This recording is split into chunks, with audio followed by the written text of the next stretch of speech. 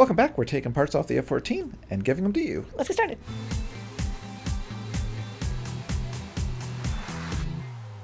Alright, so we are in the F-14 and we've got some parts here that we're going to strip down and we're going to give out to the public. So if you want to use for your planes, you can.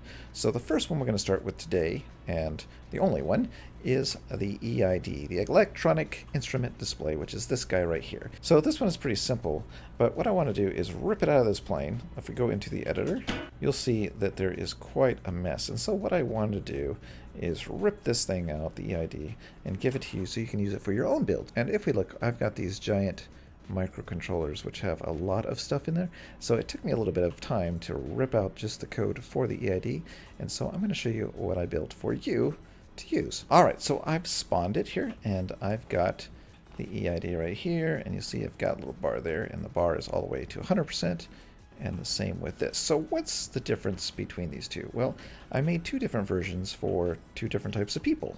Types of people that like to use the old inputs that are just directly into the chip, and the kind that like to use composites. So if we go back into the editor, I have these labeled for you, and on the left side we have the version which uses the direct input. So we've got RPMs, these are just little fake data coming in. You could actually hook your engines into this and it would go directly in there.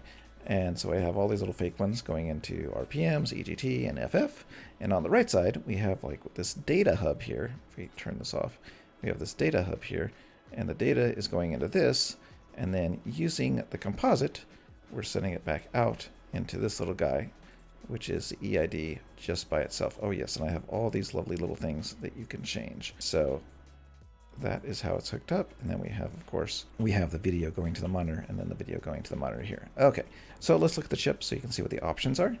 So what we can do is we can set the minimum range and the maximum range. So let's say, that's probably easier to do it, let's do it right on this chip here. So let's say that our RPMs go up to, I don't know, 1,000. Okay, we'd want to change this chip to have an RPM max range of 1,000. And okay, so let's see, this output, let's say this one is going to be 500 is what it's at. And if we go ahead and spawn, we'll come over here and you'll see that the left engine RPMs is all the way to 1,000, and this one is to 500. Okay, cool. What else do we have as options? Well, we have the different ranges for the EGT and the FF, but we also have colors. So we could do 336699, and that's going to be a lovely blue. And there you go, you have the lovely blue. And then, of course, you can change the bar color for each one, and these little red bars here, the little warning bars. So that is all right here on these chips. So RPM bars, EGT bars, and FF bars.